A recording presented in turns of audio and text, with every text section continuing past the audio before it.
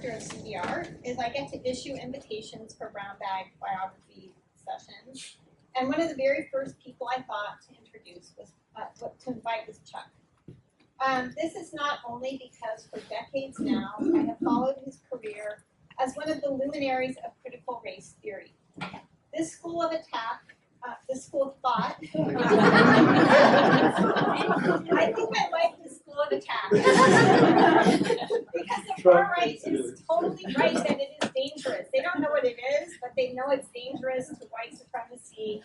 And even as they're mischaracterizing it, it is indeed a school of attack. Let's go with that.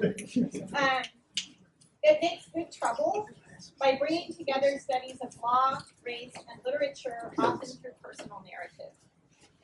When I first started reading critical race theory alongside writers such as Audre Lorde, June Jordan, and Shri Moraga, along with so many others, it really profoundly transformed my understanding of what right writing can do as I learned how law and theory are located in people's flesh and can be changed through stories. So combine this with the fact that in 2023, Chuck asked about auditing my English 311 autobiographical writing class, where I had the privilege and pleasure of seeing his own life story take shape in pages he shared with our class. How could I not ask Chuck to give a brown bag and share some of that with all of you here? And as an aside here, I will mention that when Chuck reached out about attending 311, keeping pace with my excitement was definitely my nervousness about having an internationally renowned scholar and one of UHM's most esteemed faculty members and beloved mentor faculty present in class each day. And this experience is really one that I will treasure. It is a testament to Chuck's brilliance that even students who had never heard of critical race theory or W.E.B. Du Bois, who makes appearances in the autobiography, knew that they were in the presence of a legend. And at an institution that discourages any kind of team teaching, it was a dream come true to have Chuck at the table for our discussions of assigned reading and student narratives. And Chuck always also has the best t-shirts, which he wore to class every day. I have to take off this today, just while I'm talking. I was going to wear one too, Chuck, and then I just thought, okay, I'm going to be professional for a change. To broaden the lens of this introduction, I will share with you that Chuck joined the UHM Law School in 2008 after teaching at the University of San Francisco, Stanford, and Georgetown.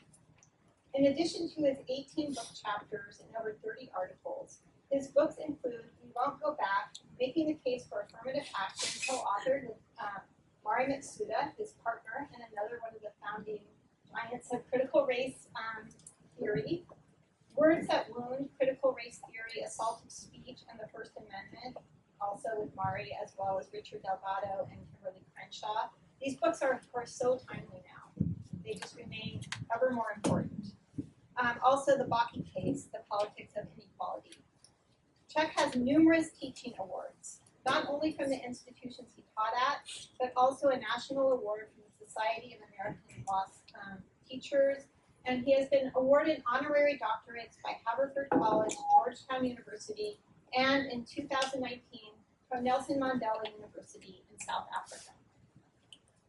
So I could go on, but I know that we are waiting to hear from Chuck. As he presents Danger, Educated Black Man, a Work in Progress, I invite you to consider how, like the right stories he writes about, his own offers an abolitionist counter-narrative to the racist stories that pass as law. Please join me in welcoming Charles.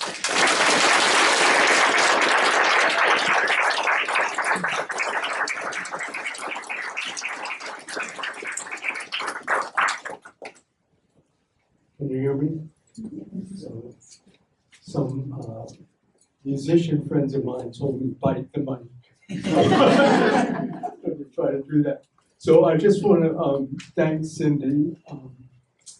She always gives such wonderful introductions.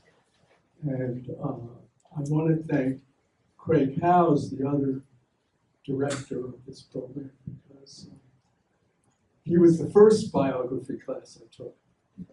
And he welcomed me. And so he and Cindy have given me the opportunity to take on this task of trying to learn to write in a way that's other than the scholarly way of writing, even though I've always used stories. It's very difficult.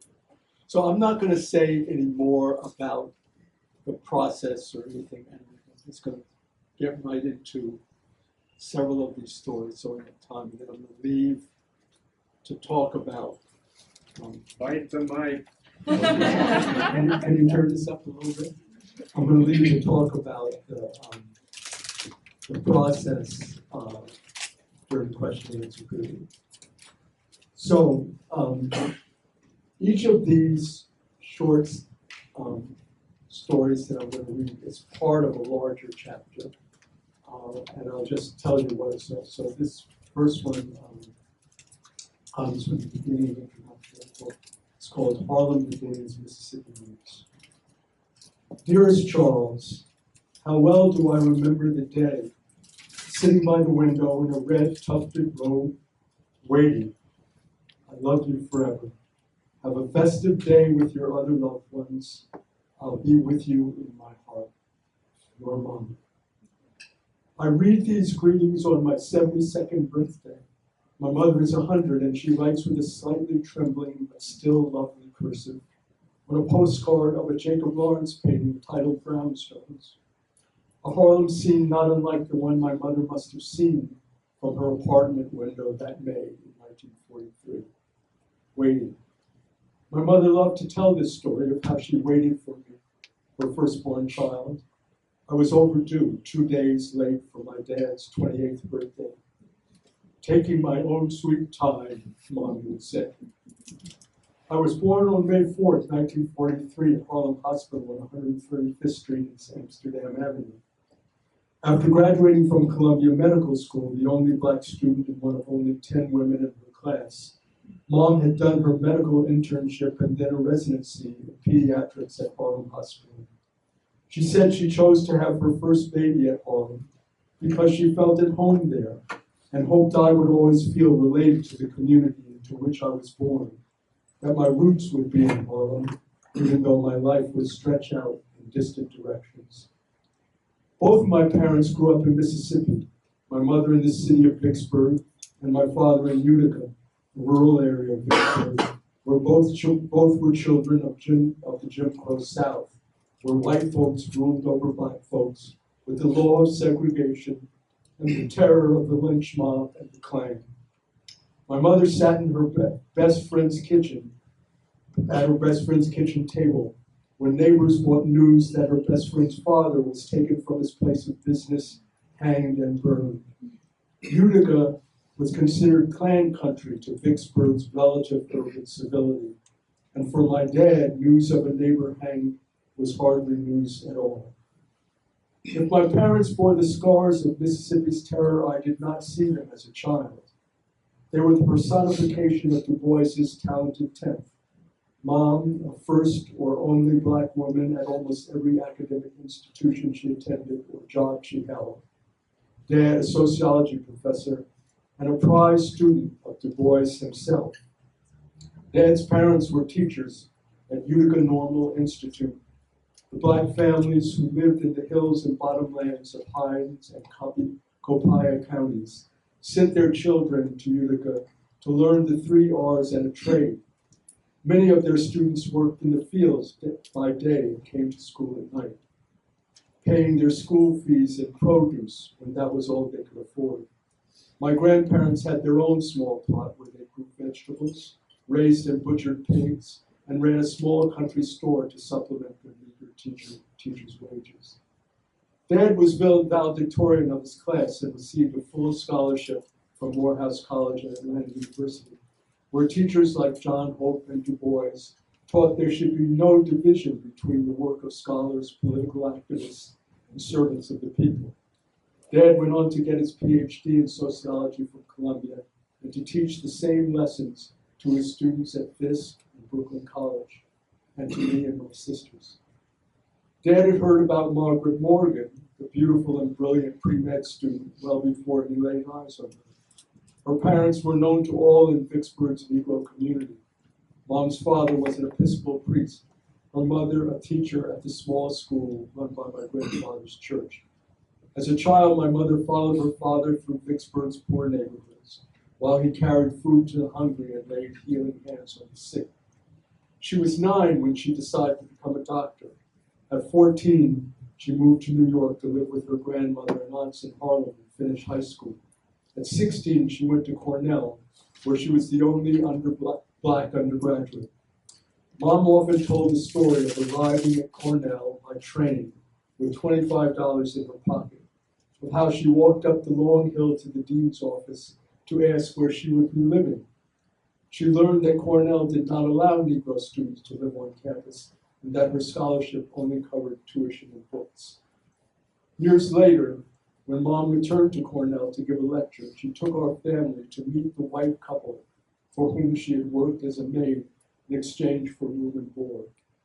My sisters and I were maybe 6, 7, and 8. The couple had not seen Mom since her graduation. They seemed pleased to see her and proud of her achievements.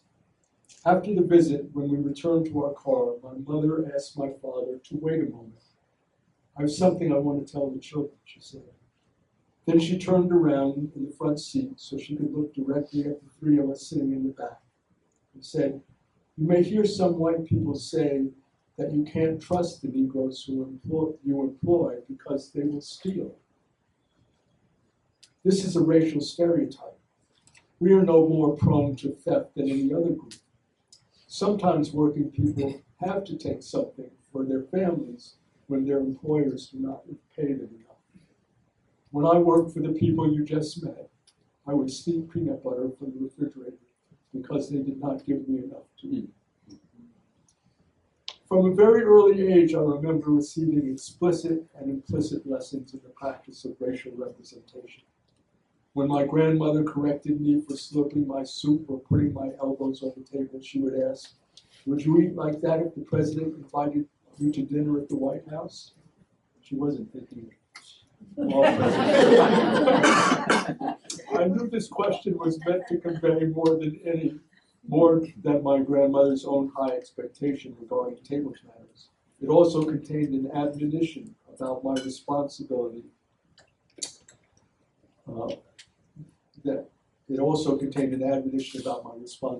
for racial representation.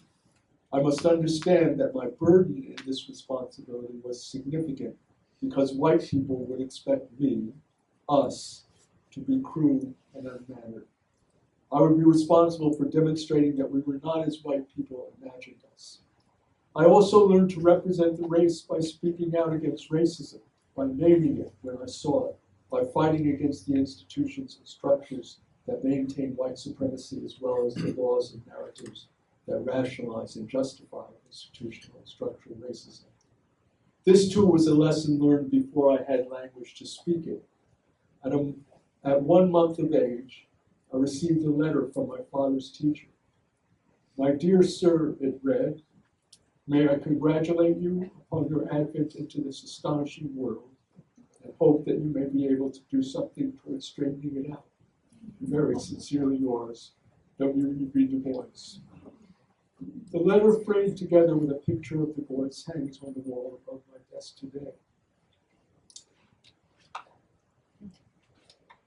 So this next section is called Early Border Crossings. It's from a chapter called Early Border Crossings at the time of Corona. In 1948, my family moves north again. I'm 5 years old. Mom has been admitted to a psychoanalytic residency at Columbia. Dad hired to teach at Brooklyn College. At night, he takes courses and completes his thesis for his PhD at Columbia.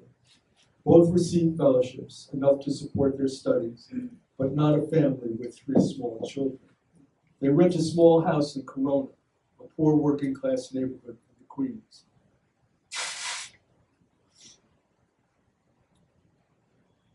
You have to put up with my nose running. This is my sentimentality. Even that's my own words. The house in Corona sits on a slight hill in a string of joined row houses. A small vacant lot lies between our house and the corner, where I walk to a tiny bodega-type store to buy a penny candy or a pink Spalding high bounce ball for a nickel. I spent hours in a small paved area next to the house, throwing the high bouncer against the side of the house and catching it, replaying the Brooklyn Dodger game I listened to on my radio the night before, fantasizing about one day playing for the Dodgers myself. Older boys from the neighborhood play stickball in the street between the parked cars.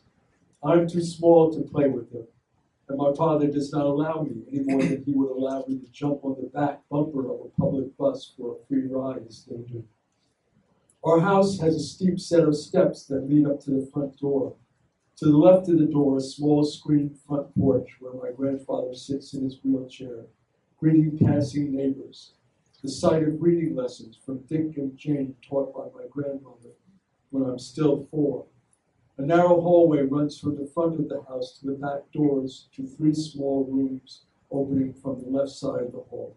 My parents' room at the front of the house, followed by a living room, the room occupied by my grandparents, Mom's parents, who moved in with us almost immediately after we arrived in New York, when my grandfather was forced to retire, his diabetes requiring the amputation of both of his legs above the knee. At the end of the hall, it opens into the kitchen. A small gas stove and an icebox and a sink left just enough room for a table and chairs for 6 of us and my grandfather's wheelchair. I remember the Iceman coming down the hall carrying a huge block of ice. How did the ice last? Where did the water go when the ice melted? I wish my father were here to ask him. I see my grandfather sitting at the sink, in his wheelchair, washing the dishes, singing "Onward Christian Soldiers" and saying, "Sweet Jesus," when he felt the pain in his phantom legs.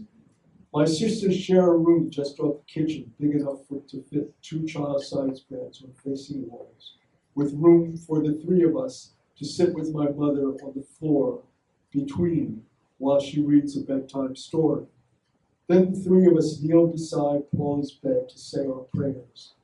Now I lay me down to sleep. I pray the Lord my soul to keep. My parents teach us what I am certain is a line they composed, substituting, I ask not for myself alone, but for the children everywhere. For the more macabre, if I should die before I wake, I pray the Lord my soul to take. I also learned the latter version, probably at Sunday school, and know it is the real one because it rhymes. My bedroom is in the basement, down a steep flight of stairs on the other side of the kitchen. The room is somewhat larger than my sister's and doubles as our shared playroom. This picture is taken in that room. I have a gray steel bunk. We call it a double-decker.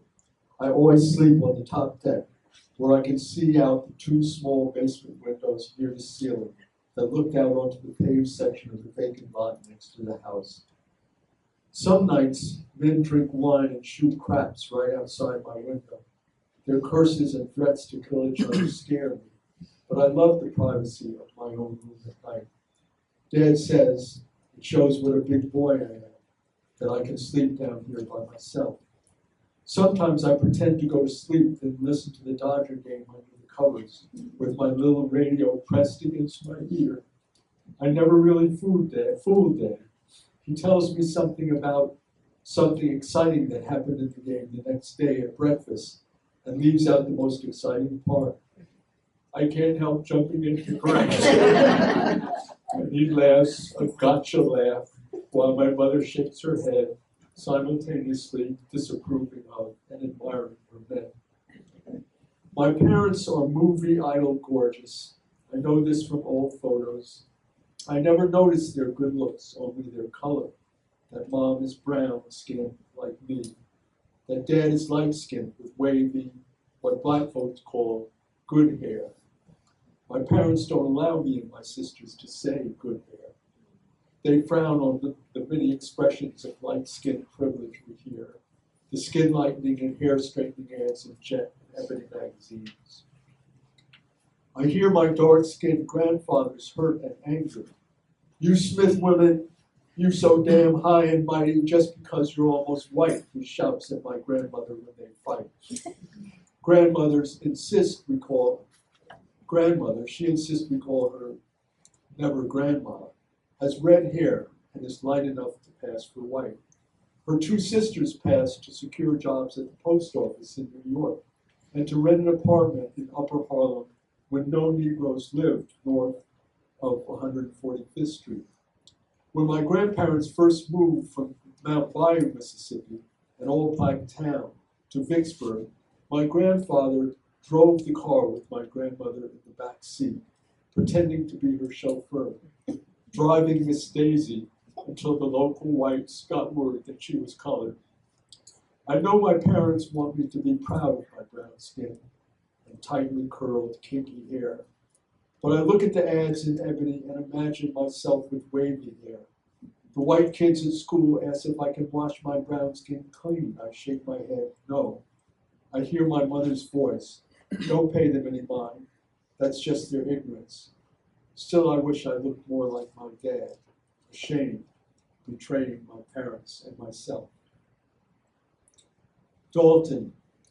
I'm sitting in a kindergarten classroom at the Dalton School, a fashionable and progressive New York City private school. My parents have enrolled me and my sisters here at Dalton to avoid sending us to the public school in our neighborhood, where most of the students are black and poor. It is circle time in the 5-year-old group, and the teacher is reading us a book. As she reads, she passes the book around the circle so that each of us can see the illustrations. The book's title is Little Black Sambo. I remember only one part of the story, one illustration. Little Black Sambo is running around a stack of pancakes with a tiger chasing him. He is very black and his minstrel's white mouth, and has a minstrel's white mouth. His hair is tied up in many pigtails, each pigtail with a different color ribbon. I see the picture before the book reaches my place in the circle. I hear the teacher read the comical text describing Sambo's plight and the laughter of my classmates. There's a knot in the pit of my stomach. I feel panic and shame. I am suddenly aware that as the only black child in the circle, I have some kinship with the tragic and ugly hero of the story, that my classmates are laughing at me as well as at him. I wish I could laugh along with my friends. I wish I could disappear. In the next one, it skips over the pictures that you saw from grade school, high school, which I have written things about. So this is in the chapter for Haverford College, Bearing the Black Man's Burden, 1961 to 1965. This section is called Class Night.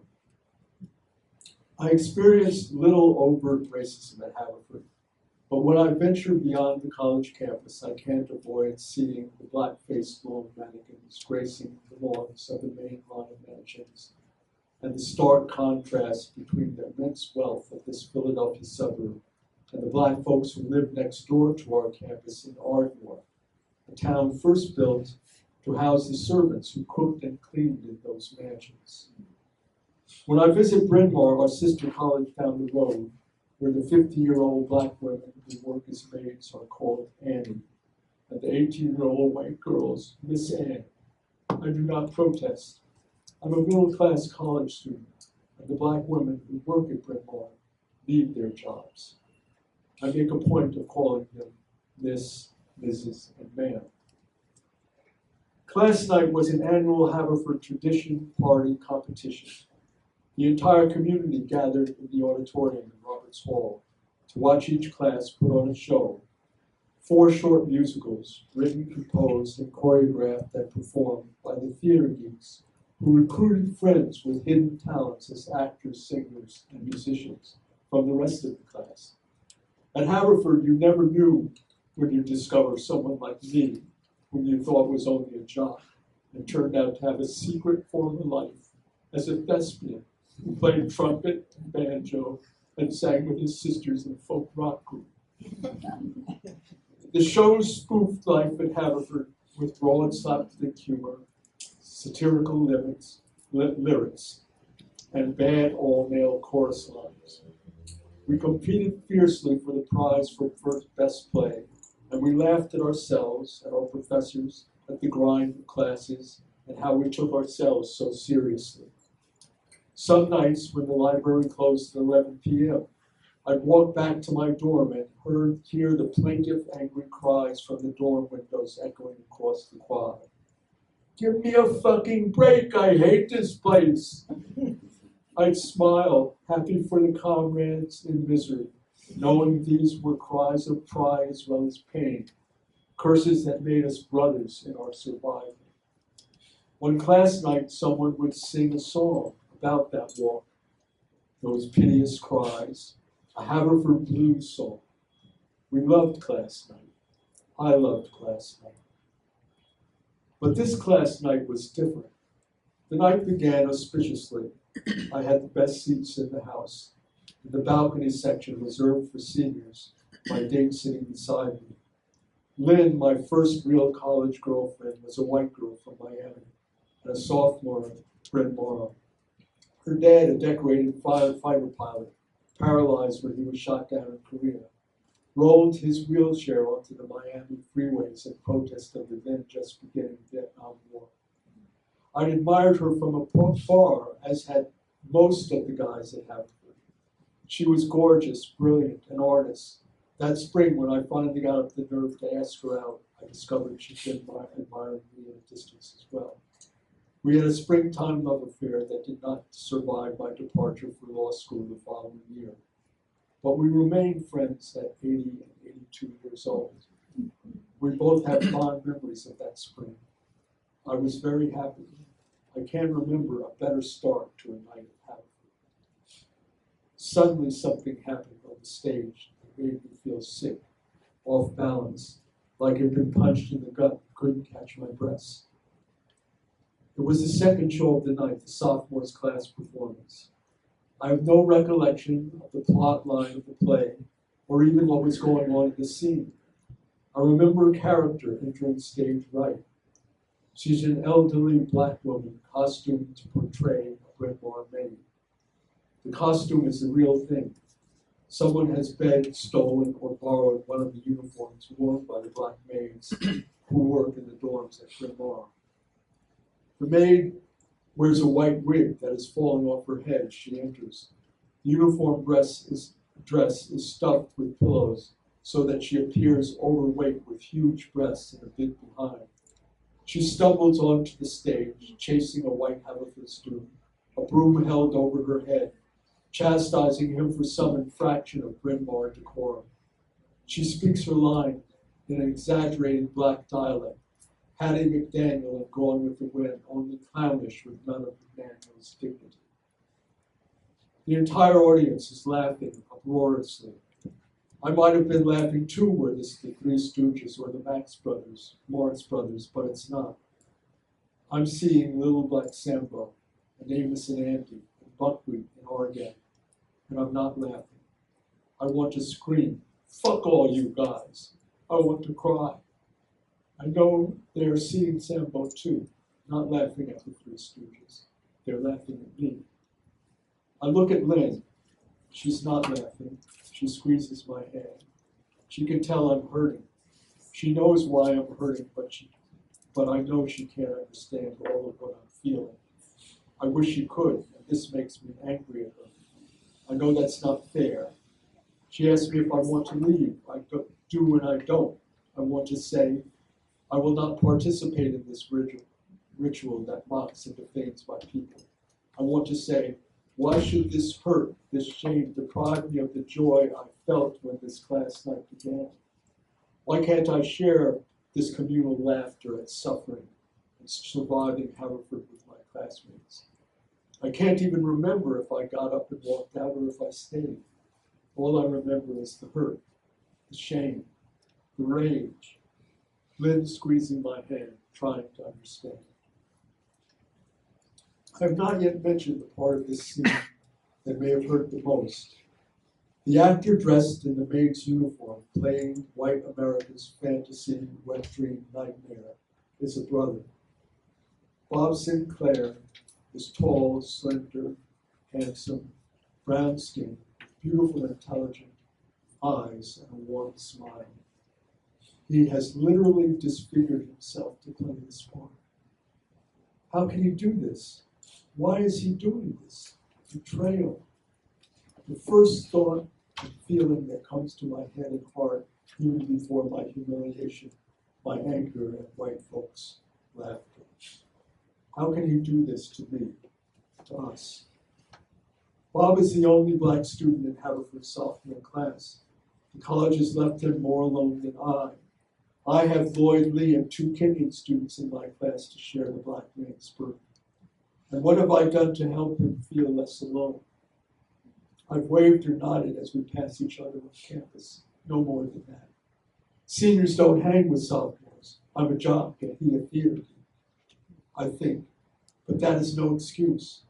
I know and feel the answer to why is he doing this, even as I think it. His friends, the other theater geeks, have asked him to join them in this class night camaraderie, collaboration, laughter. And he wants to join them, doesn't want to be left out alone. Maybe he's the co-author of the play, if not this scene. But I know he did not agree to play this part without thinking about the significance of the character's race, of how the woman it makes fun of are his mother, sister, grandmother, how his friends in the audience are laughing at him. But he puts those thoughts aside. He wants to belong. His white friends are acting like, pretending there is no racial meaning in this scene, this laughter. And he convinces himself that if he pretends the same, perhaps he can make it so. I know that he is thinking, feeling, pretending, trying not to think, because I have been there. I am there right now, complicit in my brother's silence by not standing up and walking out, not screaming, "Give me a fucking break, I hate this place." I'm angry at Bob Sinclair, but more than that, I'm sad for him.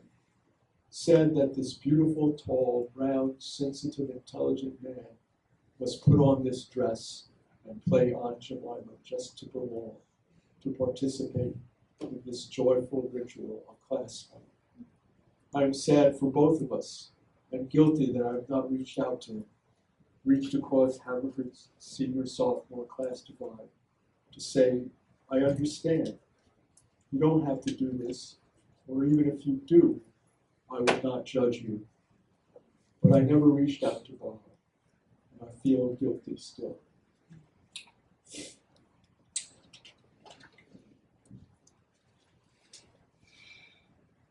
So the next is in the Yale Law School chapter, which is called Mask, Lies, and Innocence. And some of you may have heard the beginning of this because it actually appears at the beginning of one of my scholarly papers. In the fall of 1964, I applied to Yale Law School, and the admissions office encourages me to supplement my written application with an interview. As I ride the Greyhound bus from Haverford to New Haven, I read James Baldwin's The Fire Next Time. I have purchased a paperback copy of the book for 75 cents just before boarding the bus. I keep this tiny Dell paperback edition, and it still sits on my office bookcase, complete with the underlines and marginal notes I made on that trip. The 5-hour bus trip passes quickly as I read Baldwin's intimate, searing, and prophetic words written as a letter to his nephew. I know what the world has done to my brother, he writes, and how narrowly he has survived it. And I know which is worse, that this is the crime of which I accuse my country and my countrymen, and for which neither I nor time nor history will ever forgive them. That they have destroyed and are destroying hundreds of thousands of lives and do not know it, and do not want to know it. But it is not permissible that the authors of devastation should also be innocent. It is the innocence which constitutes the crime. Jack B. Tate, the Dean of Admissions at Yale, is a good old boy from Texas. Please have a seat, Charles. He says, when his secretary introduces me, he speaks in a soft, gentlemanly Southern accent, as if he's inviting me to chat with him on his veranda, rather than conducting a cross-examination that may determine my academic and professional future. I like him immediately. He seems genuinely interested in who I am and what I think. I remember none of the questions he asked me except the last. What is the last book you read for pleasure? One that was not assigned reading for one of your classes. I tell him I've just read Baldwin's new book, and that while I would not describe my experience as pleasure, I found the book profoundly moving. I say something like, I felt like Baldwin was speaking directly to me and also speaking for me, saying many things that I knew but had not found the words to say. I'm thinking, and many things I know but dare not say. I'm not brave or foolhardy enough to speak those last words aloud. Dean Tate tells me that he's read an excerpt from Baldwin's book in the New Yorker and thinks that Baldwin's anger is overwrought and unwarranted given America's progress in race relations. He asked me what I think of Baldwin's assertion that almost all Negroes share his anger, as well as his dark and skeptical view of America's commitment to racial justice. He adds that he and his wife had just been talking about the New Yorker piece over dinner with friends of theirs who are Negroes, and that they too thought Baldwin's writing an exaggerated if eloquent account of Black alienation and anger, and an unwarranted condemnation of white America. Are you an angry Negro like James Baldwin? The dean does not say these words, but that is the meaning, the question I hear in his dinner time story. It feels as if a long time passes before I respond. Way too long for the dean not to see my discomfort. I am thinking of the dean's Negro friends, sitting at his dinner table, how they must have felt, as I do now, trapped by this question that seeks a verdict of innocence, that asks us to join the line, to participate in the bargain for coerced silence that Baldwin has broken. In my head, I recite the first stanza of a Paul Laurence Dunbar poem that I learned as a child. We wear the mask that grins and lies, it hides our cheeks and shades our eyes. This debt we pay to human guile, with torn and bleeding hearts we smile and mouth with myriad subtleties. Finally, I say something vague about recalling that the Negro poet Paul Laurence Dunbar had written a poem about how difficult it is for Negroes to speak with candor to white people about their experiences with racism. I hope that the dean does not know Dunbar's poem, and I am relieved when he does not press me further on the subject. I leave the law school that day, certain that I have blown my chances at admission, but Dean Tate will prove me wrong. Okay. So, how many of time?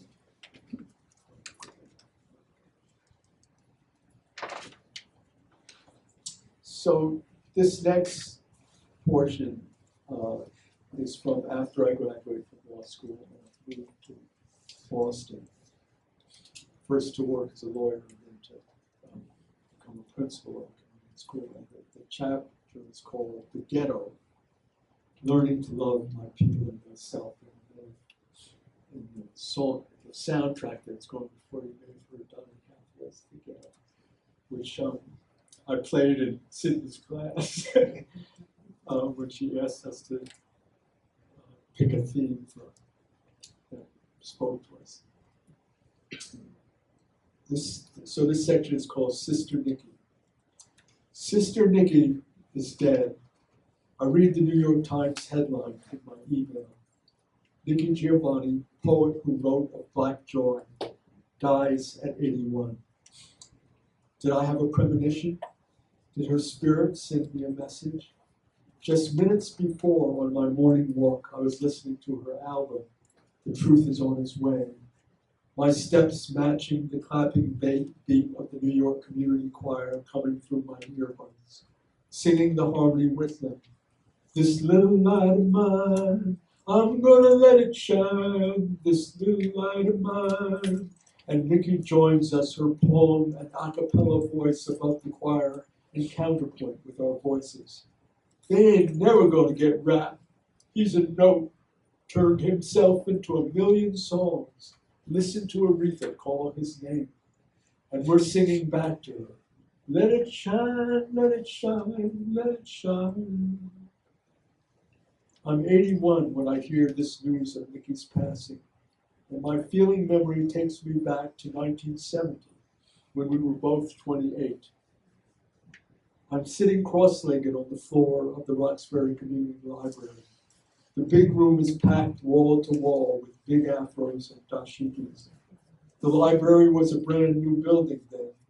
Large windows on one wall of the main room where we sit, bathed in the sun from Humboldt Avenue, Roxbury's main drag, and the sounds of the ghetto, a white folks' pejorative for our hood that we turned honorific and Donnie Hathaway named our after.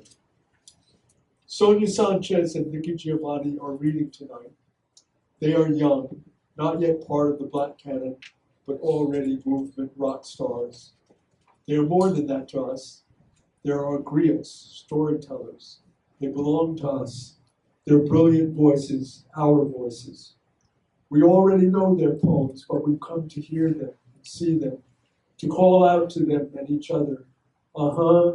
Yes, sister, teach, to love them.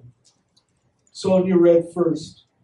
I remember her draped in flowing African fabric, long dangling earrings and many, many bracelets, her voice militant, angry, filled with the rhythms, inflections, and improvisations of jazz and street, and wonderful made-up words and sounds, almost singing, leaving spaces for the brothers and sisters to speak back to her, and they did.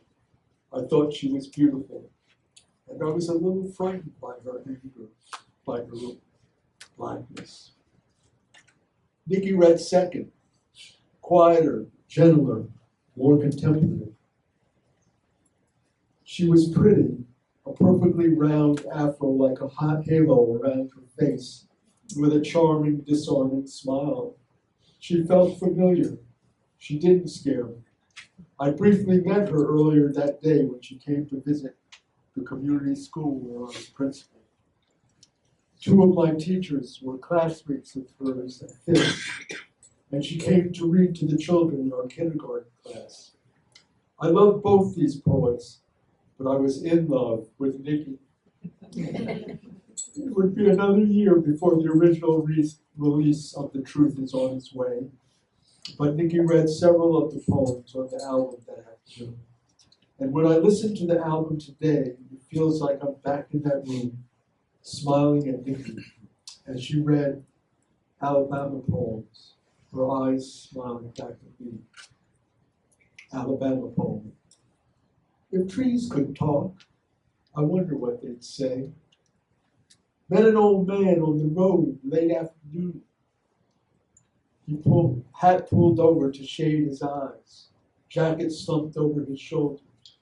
He told me, girl, my hands see more than all them books they got at Tuskegee. Smiled at me, half waved his hand, walked on down the dusty road. Met an old woman with a corncob pipe sitting and rocking on a spring evening. Sister, she called to me, let me tell you, my feet see more than your eyes ever gonna read. I smiled at her and kept on moving, gave it a thought, and went back to the porch. I say, gal, she called down, you a student at the Institute? Better come up here and study these feet. I'm going to cut off a bunion as soon as I get up. I looked at her. She laughed at me. If trees would talk, I wonder what they'd tell me. Maybe I fell for Nikki because she felt like the girl in her poem, the young woman from the Institute, although Nikki had gone to Fisk, learning to love her blackness from the old folks' hands and feet. I think maybe I fell for Nikki because I was the middle-class, Yale-educated young man from the Institute, learning to be comfortable around black folk and their righteous anger, learning to love the rhymes and rhythms of the ghetto, learning to love my people and myself. The day I learned of Nikki's death, I sent a text to my daughter Kimi and her girlfriend Megs. 2 months earlier, they'd given me a reissue of the wax version of The Truth Is On Its Way for my 81st birthday. Some months earlier, when they visited us in Manoa, they were going through my old LP collection. I told them I bought Nikki's album when it first came out at Skippy White's record store in Roxbury, whose radio ad said, "If you can hum it, you can find it." But at some point, the album had disappeared from my collection. Dearest Kimi and Megs, this morning I fed my starters so I could bake bread tomorrow.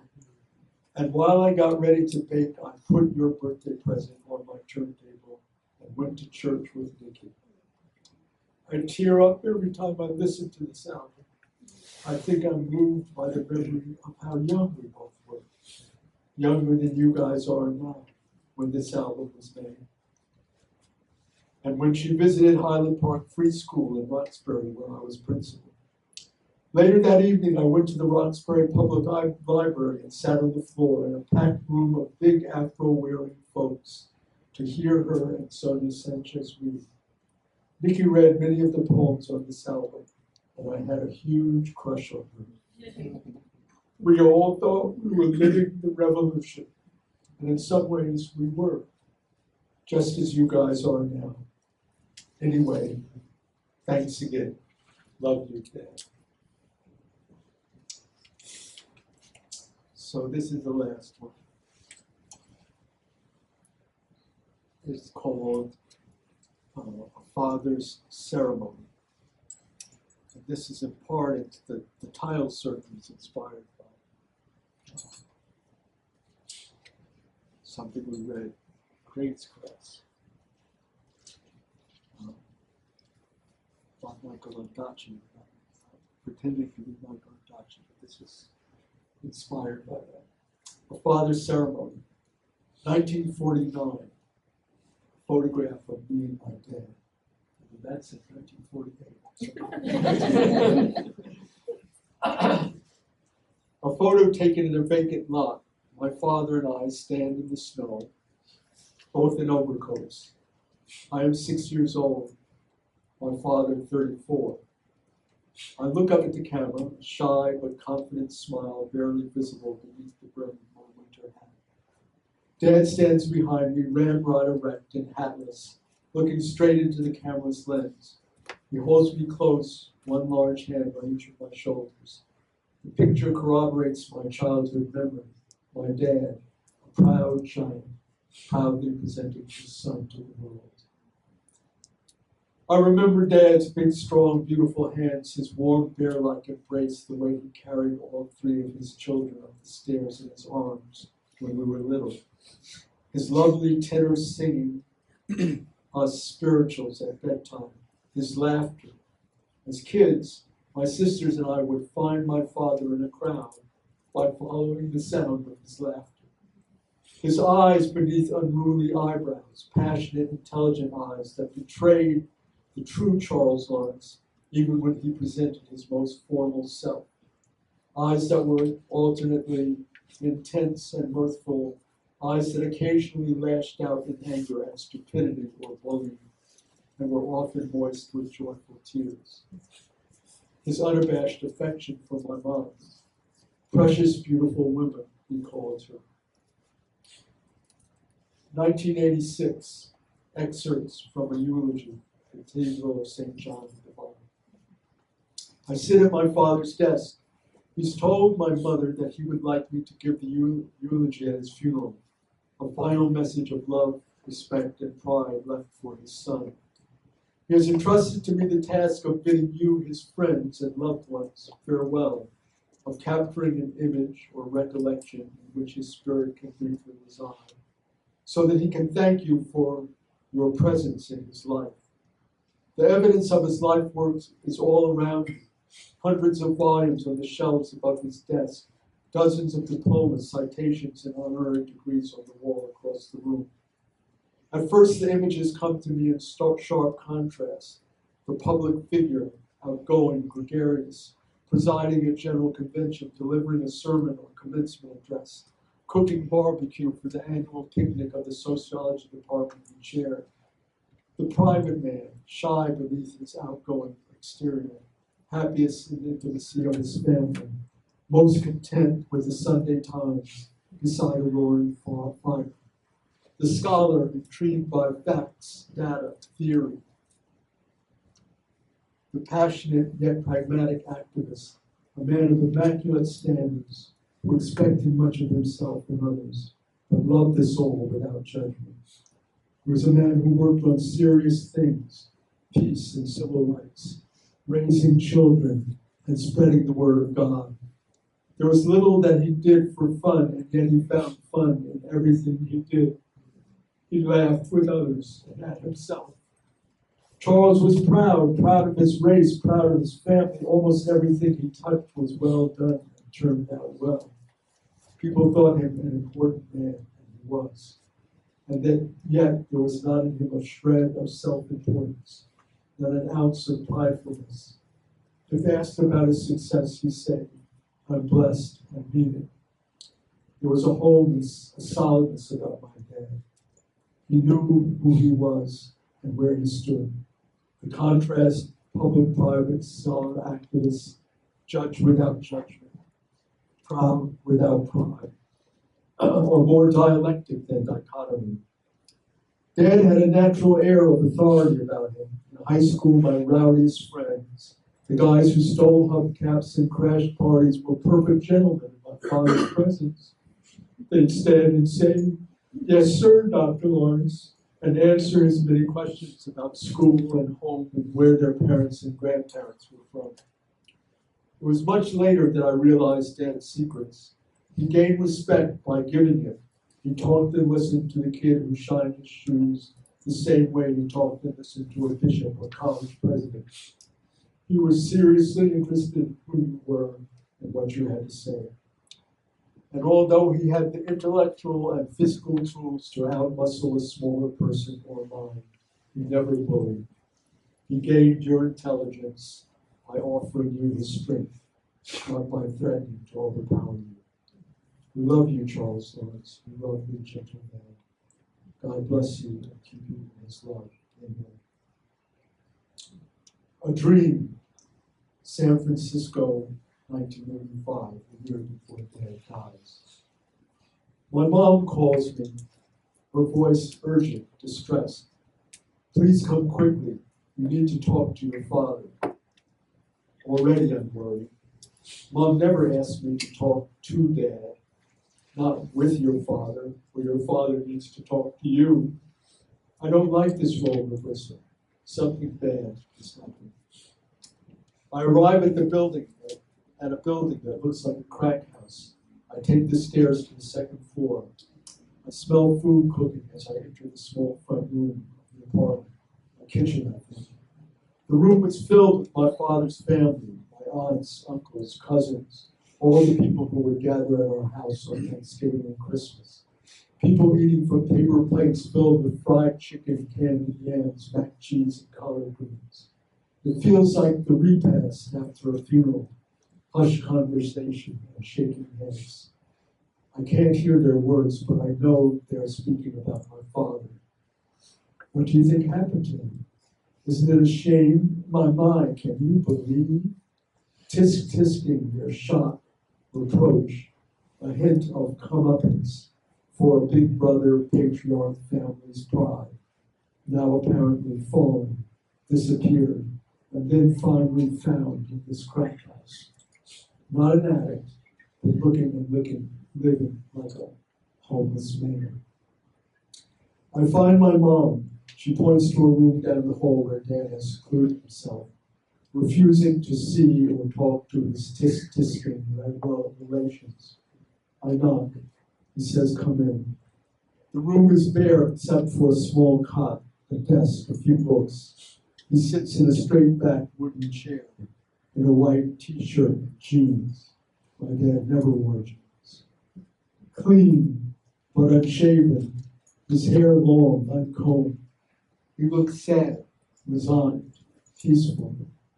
In the moment that I see him, I know what has happened. I see it happening.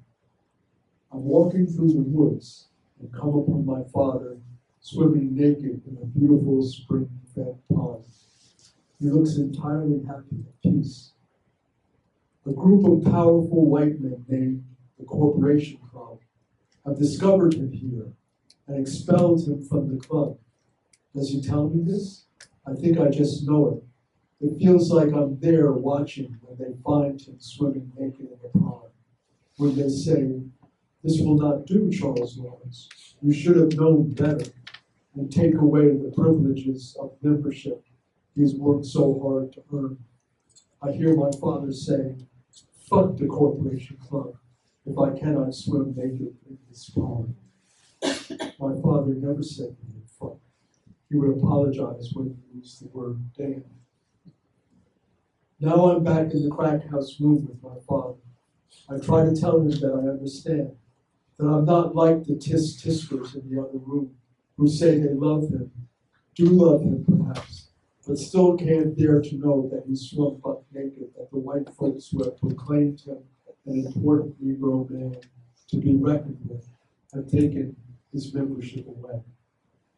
I plead, Dad, I understand. I was happy when I saw you swimming naked.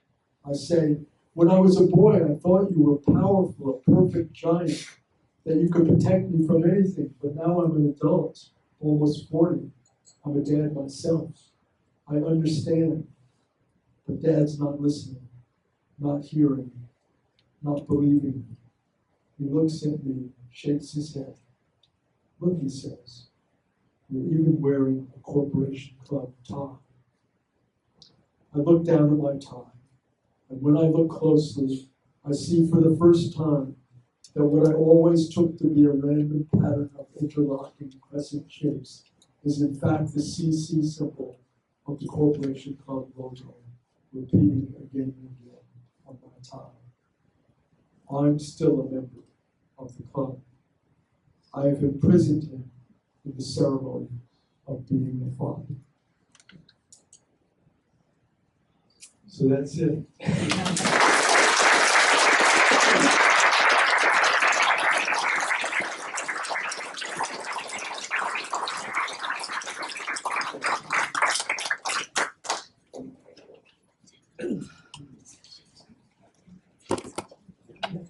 We have 10 minutes for discussion or questions for Charles. Chat like 15, so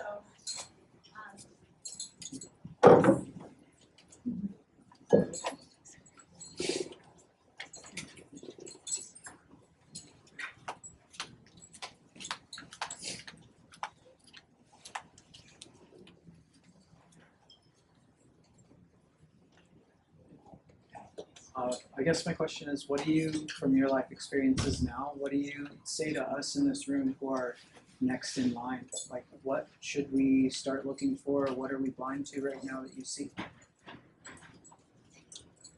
Well, I think that most of the young people I know taught are blind to a lot less than I was. Maybe not less than I was by the last story or the story of Vicky. I think we might have even been a little more awake then that time in the late 60s because there were more people around doing that kind of stuff. But I think most people, are aware of what's going on with us now and this, with violence and authoritarianism. We're in the midst of this backlash where people are not even pretending, you know, that they're not racist. It's just so out there. And so I'm just in awe of the young people who are continuing to kind of stand and speak out, who fighters. And I just kind of get now to play this role to show up, but not have to be the one to organize the demonstration. Just show up and be there when people have doubts to talk to and stuff. I think people just now more than ever.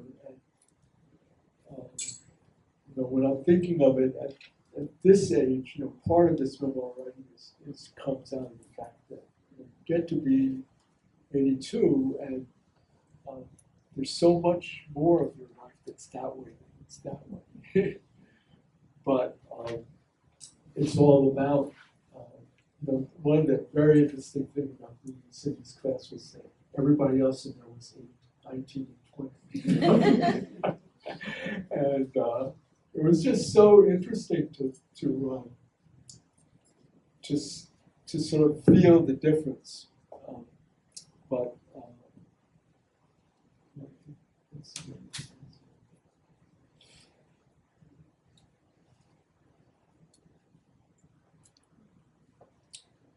D. Hi, thank you. I love this, and I love how I could feel in the descriptions so much of your voice, despite the fact that it was descriptions rather than, it was rare that we saw quotations from you actually speaking. And I think, like you, Lee Baldwin, it very much feels like you were able to put to words in these vignettes things that, through that thick description, showed me, right? Like I resonated so much with how you described. My question is about that little bit where we see you write a letter to Kimmy, and you say we all thought we were living the revolution, and in some ways we were, like you all are now. I'd love to hear, there's just so much wisdom in that, and I want to hear if you could share what ways you thought you were living in it that maybe weren't, right? Where might we think we're doing revolutionary acts, or sometimes we're falling short from what actually we could be doing? Well, see, I actually feel like you certainly, Kiwi certainly, really are living the revolution in a way that I thought that we sort of felt we were. Not, some of my friends were, holding up drinks on the trucks and things like that. And now when I look back, I sort of say, gee, I came that close to being the friend of close friends of mine that did that stuff. But that's not the living the revolution I was talking about. I really think, I was part of even the school I was running was just sort of a choice I made that wasn't really sort of weighing some kind of pragmatic policy decision about what's, but I've been practicing law at a legal services backup center, and I got recruited by these people who were running this community school, and it was just because I felt like we just sort of had to be out there in the community doing the work, teaching the kids, doing that. And whatever we were doing, whether we were poets or musicians or teachers or lawyers, that people were doing what they were doing because there was an immediate need for it, and they saw it as creating this new world, this new vision. And I think the feeling that I had at that point in time that I'm describing in that room was that it wasn't just Nikki and Sonia. They were doing it, but they were doing it with a, that's part of what I'm trying to capture, this way that we went to this reading and it wasn't about going to see Beyonce. it was about all of us, and that I felt like they felt that way about it too, whatever you were doing. And I think, I've recently met you, but it doesn't take me any time to know, both from what I know of you in the little time I've known you and what Kimi has told me about you, that the work that Kimi and her partner are doing. They're shooting a film right now in New Orleans, and it's about us. It's about fighting back and imagining the future, and sort of everything they do. It's about that. So that was what I was, and I said we thought, because we were young people, and